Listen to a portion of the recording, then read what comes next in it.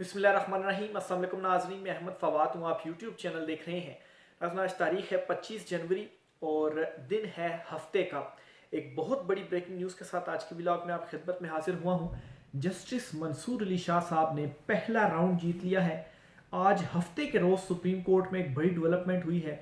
Justice Munib Akhtar साहब की सारे के सारे मामले में एंट्री हुई है। जस्टिस मुनीब अख्तर जो कि उस कमेटी का हिस्सा थे, जजिस कमेटी का हिस्सा थे, जो कि बेंचेस के सामने केस फिक्स करती थी, लेकिन फिर 26वीं तरमीम हुई और उन्हें कमेटी से हटना पड़ा और जस्टिस अमीनुद्दीन खान जो है वो शामिल हुए। लेकिन अब जो सूरत हाल सारी चल रही है, जिसमें जस्टिस मंसूर अली शाह साहब ने जो तौहीन अदालत का नोटिस किया हुआ है और फैसला महफूज किया हुआ है, इस सारे मामले में जस्टिस मुनीब अख्तर साहब की एंट्री हुई है। हंगामी मुलाकात हुई है एक उनकी जस्टिस मंसूर अली शाह साहब से। इस मुलाकात में क्या हुआ, क्या जस्टिस मुनीब अख्तर साहब ने कहा जस्टिस मंसूर अली शाह साहब से, कुछ एक्सक्लूसिव डिटेल्स हैं आपके साथ में शेयर करूंगा।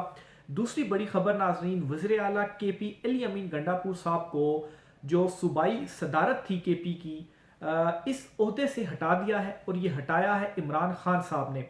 अली अमीन गंडापुर साहब के हवाले से कुछ रोज़ से खबरें सामने आ रही थी और उन खबरों की बुनियाद पर यह कहा जा रहा था कि हो सकता है कि इमरान खान साहब उन्हें वज़ीर आला का जो ओहदा है इस ओहदे से भी हटा दें। तो क्या ये वो पहला स्टेप है जिसके बाद उन्हें अब वज़ीर आला के ओहदे से भी हटा दिया जाएगा? ये मामला क्या चल रहा है पाकिस्तान तहरीक इंसाफ के अंदर? इमरान खान साहब ये तब्दीलियां क्यों कर रहे हैं? इस पर भी कुछ एक्सक्लूसिव डिटेल्स हैं, वो भी आपके साथ में शेयर करूंगा। सबसे पहले तो जी जो बड़ी खबर आपके साथ शेयर करनी है वो इमरान खान साहब से मुतल्लिक है। जी इमरान खान साहब की मुलाकात हुई है आज अडियाला जेल में पार्टी रहनुमाओं से, और ये जो पार्टी रहनुमा हैं सलमान अकरम राजा और जुनैद अकबर वगैरह और अहमद जो दीगर कुछ PTI की लीडरशिप है, उनसे मुलाकातें हुई हैं।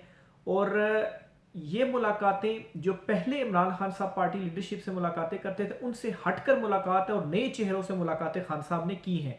यानी कि पहले शेर अफजल मरवत, बैरिस्टर गौहर वगैरह इस किस्म के लोग जो हैं वो इमरान खान साहब से मुलाकातें करते थे, लेकिन शेर अफजल मरवत को तो खान साहब ने हटा ही दिया, साइड पे कर दिया हुआ है, और बैरिस्टर गौहर भी जो है वो कोई नहीं गए।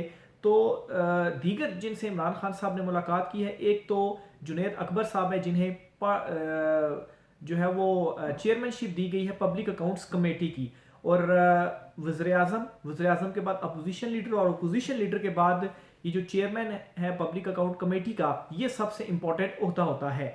अब नाजरीन खबर ये है कि इमरान खान साहब ने जो है वो आप कहें कि चौथा गियर लगा लिया है खान साहब ने, और इसमें इमरान खान साहब ने कुछ जो तब्दीलियां हैं पार्टी में वो की हैं, और आइंदा आने वाले दिनों में मजीद भी कुछ तब्दीलियां आपको देखने को मिलेंगी।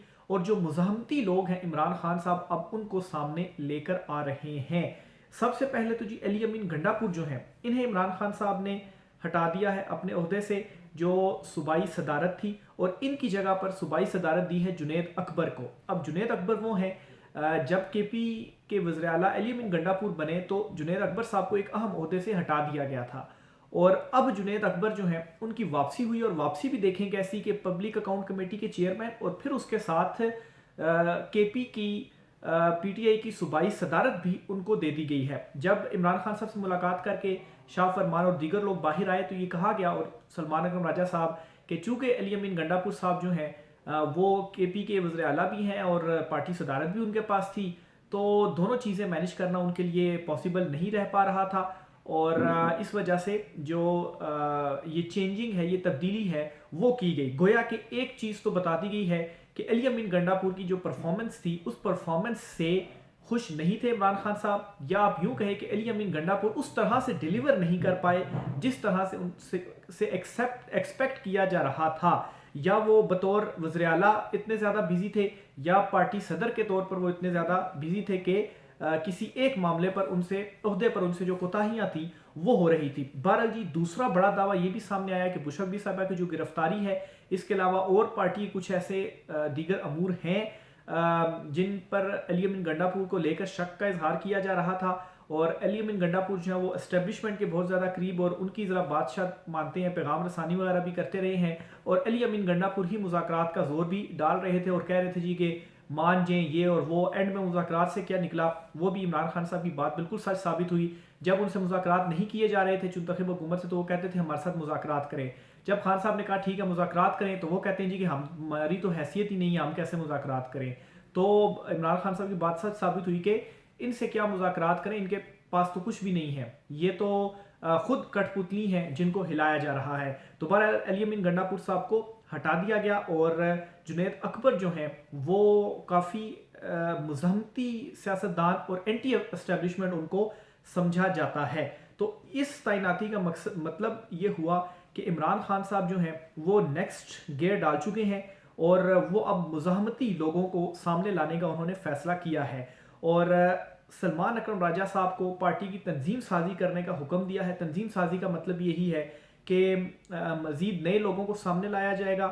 عالیہ حمزہ صاحبہ کو بھی شاید سامنے لایا جائے، ان کو بھی کوئی عہدہ دیا جائے. اور عمران خان صاحب سے کافی لمبی جو ملاقات ہے وہ آج اڈیالہ جیل میں ہوئی اور عمران خان صاحب نے اپنی جو تھی اب جو حکمت عملی وہ بتائی ہے کہ اب کس طرح کے لوگوں کو سامنے لانا ہے. تو بجائے اس کے کہ عمران خان صاحب کے اوپر یہ جو دباؤ ڈال رہے تھے، اس دباؤ کو دیکھتے ہوئے عمران خان صاحب ڈیفینسو موڈ میں جائیں. عمران خان صاحب نے نیکسٹ گیئر میں جانے کا فیصلہ کرتے ہوئے مزید عمران خان صاحب ایگریسو ہو گئے ہیں اور یہ پیغام ہے ایک طرح سے اسٹیبلشمنٹ کو بھی کہ جو مرضی آپ کر لیں، عمران خان جو ہے وہ ڈٹا ہوا ہے. تو یہ بہت بڑی ڈیولپمنٹ ہے جی جو کہ آج ہوئی ہے. پھر دوسرے نمبر پر جی خود اب جو یہ منتخب حکومت ہے اور عمران خان صاحب کے مخالفین ہیں یہ ایکسیپٹ کر رہے ہیں کہ عمران خان کے اگینسٹ عدم اعتماد کی تحریک لانا سب سے بڑی سیاسی غلطی تھی. یہ آفتاب خان شیرپاؤ ہیں، یہ کیا کہتے ہیں، عمران خان کے خلاف عدم اعتماد لانا ہماری غلطی تھی. اس عدم اعتماد کے بعد عمران خان کی جو مقبولیت ہے وہ اتنی زیادہ بڑھ چکی ہے کہ نہ تو سیاسی جماعتیں اور نہ ہی کسی اور کو سمجھ آ رہی ہے کہ اس کا مقابلہ کیسے کرنا ہے. سیاسی جماعتیں تو ٹھیک ہے، کسی اور سے ان کا کیا مراد ہے، کسی اور سے مراد ان کا طاقتور حلقے ہیں. اور یہ بھی اب اس بات کو ماننے پر مجبور ہو گئے ہیں کہ ہمیں تو سمجھ آ ہی نہیں رہی کہ عمران خان کا مقابلہ کیسے کریں، لیکن وہ جو کسی اور ہیں جو طاقتور حلقے ہیں وہ بھی بھوکلائے ہیں، ان کو بھی معلوم نہیں ہے کہ اب عمران خان کا ہم کیسے مقابلہ کریں. یہ تو آؤٹ آف سلیبس آ گیا ہے.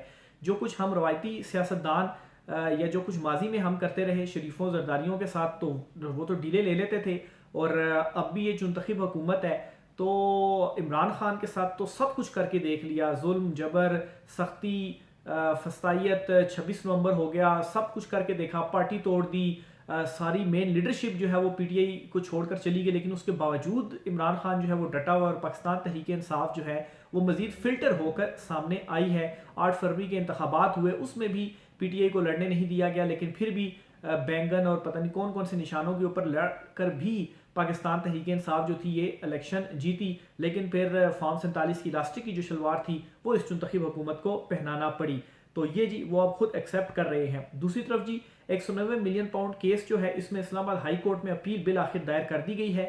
عمران خان صاحب کی رہائی کی راہ بھی اس میں ہموار ہو گئی ہے، اور وہ ایسے کہ جو برطانوی عدالت کا فیصلہ تھا اس کا پیرا 45 جس میں یہ بات کہی گئی تھی کہ یہ جو اماؤنٹ تھی یہ ملک ریاض وہ 190 ملین پاؤنڈ جو ملک ریاض کی فیملی کے ساتھ ہمارا ایگریمنٹ ہوا ہے یا جو معاہدہ ہوا ہے، اس کے تحت جی یہ ہم بھیج رہے ہیں سپریم کورٹ آف پاکستان کے اکاؤنٹ میں، اور اس اکاؤنٹ میں جس میں ملک ریاض نے اپنا جرمانہ جمع کروانا ہے. تو یہ جو سارا الزام لگاتے تھے عمران خان صاحب کے اوپر، کیس بناتے تھے جی کہ یہ تو ریاست پاکستان کا فیصلہ تھا، یہ سپریم کورٹ کے اس اکاؤنٹ میں جس میں ملک ریاض کو جرمانہ وہ پے کرتا تھا اس کے جرمانے کی مد میں دے کر پاکستان کو نقصان پہنچایا. تو اب تو این سی اے اور ملک ریاض فیملی کا وہ معاہدہ بھی سامنے آ گیا، اور پیراگراف 45 جو ہے جو کہ برطانوی فیصلے کا حصہ ہے اس میں بھی سامنے آ گیا، اور یہ ساری چیز اب کھل کر سامنے آ گئی ہے. تو یہ وہ مین نقطہ ہے جی جس کو جب یہ کیس عمران خان کے اگینسٹ اڈیالہ جیل میں چل رہا تھا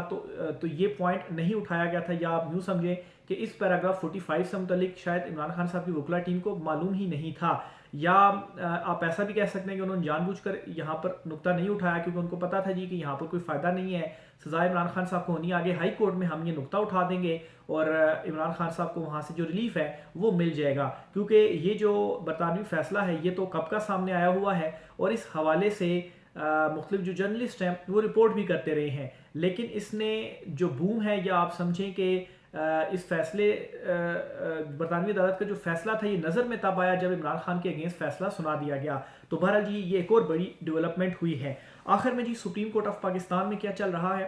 ایک تو یہ ہے کہ عمران خان صاحب نے چیف جسٹس یحییٰ آفریدی اور جسٹس امین الدین خان صاحب کو لیٹرز لکھ دیے ہیں اور ان لیٹرز میں بھی جوڈیشل کمیشن بنانے کا عمران خان صاحب نے مطالبہ کر دیا ہے. اب سوال یہ ہے کہ چیف جسٹس یحییٰ آفریدی اور جسٹس امین الدین خان صاحب جو ہیں جو کہ آئینی بینچ کے سربراہ، اگر ان سے کوئی امید نہیں ہے تو ان کو لیٹر کیوں لکھے جا رہے ہیں؟ ایکشن تو کوئی ہونا نہیں ہے. تو بات یہ ہے کہ تاریخ کا یہ چیزیں حصہ بن گئی ہیں کہ عمران خان صاحب نے اب جو ایفرٹس تھیں وہ کی تھی اور جو لیٹرز تھے وہ لکھے تھے اور عدلیہ کے ذریعے بھی، چاہے کوئی امید ان سے نہیں بھی ہے لیکن پھر بھی جگانے کی جو کوشش تھی وہ کی گئی.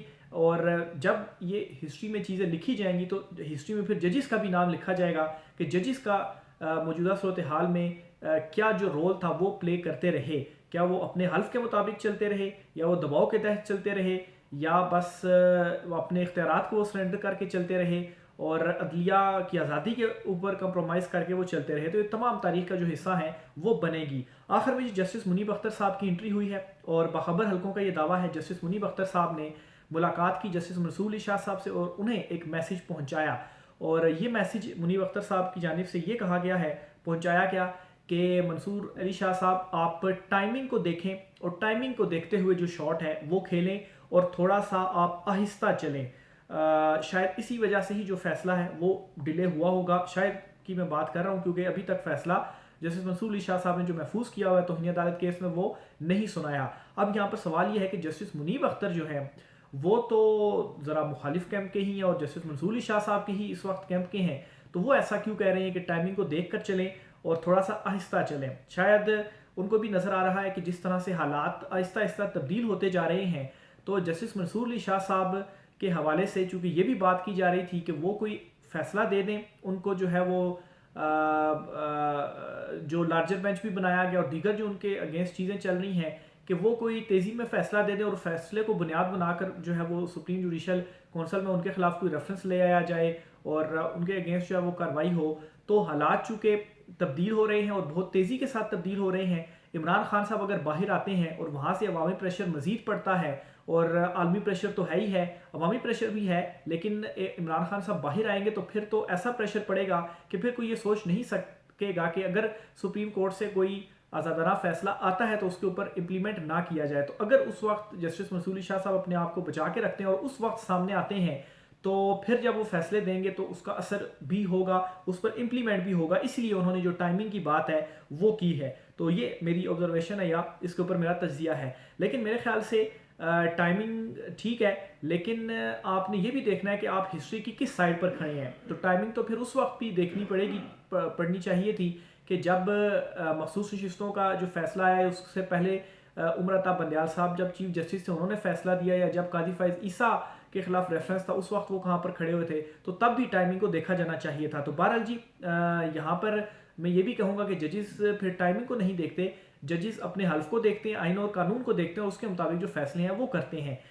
یہاں تک بھی جو جرنلسٹ ہیں وہ یہ کہہ رہے ہیں جی کہ جسٹس منصور علی شاہ صاحب کو یہ فیصلہ دے دینا چاہیے کہ وہ جو چاروں ججز ہیں ان کے خلاف یا توہین عدالت کر دیں کہ کیسے ایک جوڈیشل آرڈر کو جو ہے وہ اس کی انہوں نے خلاف ورزی کی، یا فل کورٹ کو سارے کا سارا معاملہ جو ہے وہ ریفر کر دینا چاہیے کہ اس کے اوپر فل کورٹ بننی چاہیے اور وہ جو فیصلہ ہے وہ کرے.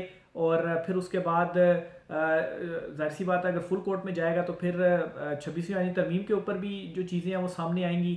اور پھر اس کے بعد جو آئینی بینچ ہے یا وہ جو ججز کی کمیٹیاں جو بینچز کو فکس کرتے ہیں وہ ذرا فی الحال ان کو جو ہے وہ کام سے روکا جائے کہ جب تک فیصلہ نہیں کر لیتی فل کورٹ تب تک کوئی آئینی بینچ یا کوئی جو ججز کمیٹیاں ہیں وہ فعال نہیں ہوں گی. اور جانا تو فل کورٹ کی طرف پڑے گا ہی پڑے گا کیونکہ جس طرح سے پریشر بلڈ اپ ہو رہا ہے. تو میرا نہیں خیال، جو میں آبزرو کر رہا ہوں چیزوں کو سپریم کورٹ میں دیکھ رہا ہوں کہ یہ معاملہ فل کورٹ بنائے بغیر حل ہوگا. فل کورٹ کی طرف آ بھی چکے ہیں باخبر کہ یہ کہتے ہیں کہ چیف جسٹس جو ہیں وہ مان بھی گئے ہیں، لیکن وہ 2 ایڈ ہاک ججز کو بھی شامل کرنا چاہتے ہیں کیونکہ اس طرح سے ان کو شاید لگتا ہے کہ ان کی جو اکثریت ہے وہ ذرا زیادہ ہو جائے گی اور 26ویں ترمیم کے اوپر فل کورٹ کی بھی ایک جو سٹیمپ ہے وہ لگ جائے گی. تو بہرحال جی بالآخر فل کورٹ کی طرف تو جانا پڑے گا. بہرحال جی پہلا راؤنڈ جسٹس منصور علی شاہ صاحب نے سمجھتا ہوں جیت لیا ہے. اب آگے دیکھیں کہ کس طرف جو معاملات ہیں وہ جاتے ہیں. جو بھی چیزیں ہوں گی انشاءاللہ آپ کے ساتھ شیئر کرتے رہیں گے. آج کے ولاگ سے اتنا ہی. اجازت دیجیے. اللہ حافظ.